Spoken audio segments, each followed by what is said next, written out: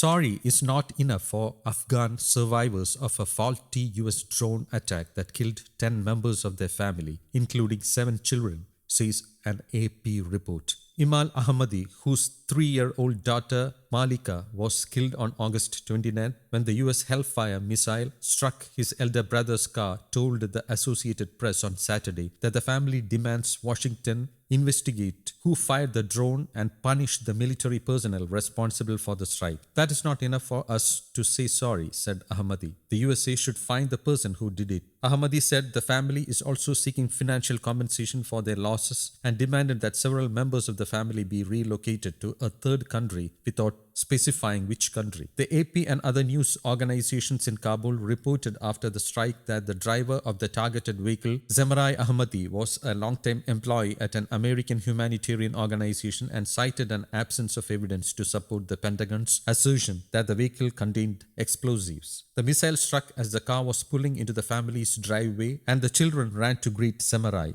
On Friday, US Marine General Frank McKenzie, head of US Central Command, called the strike a tragic mistake and after weeks of denials said that innocent civilians were indeed killed in the attack and it is not an Islamic State extremist as was announced earlier. The drone strike followed a devastating suicide bombing by the Islamic State group, a rival of the Taliban, that killed 169 Afghans and 13 US military personnel at one of the gates to the Kabul airport. McKenzie apologized for the error and said that the United States is considering making reparation payments to the family of the victims. Emal Ahmadi, who said he heard of the apology from friends in America, insisted that it won't bring back members of his family, and while he expressed relief for the US apology and recognition that his family were innocent victims, he said he was frustrated that it took weeks of pleading with Washington to at least make a call to the family.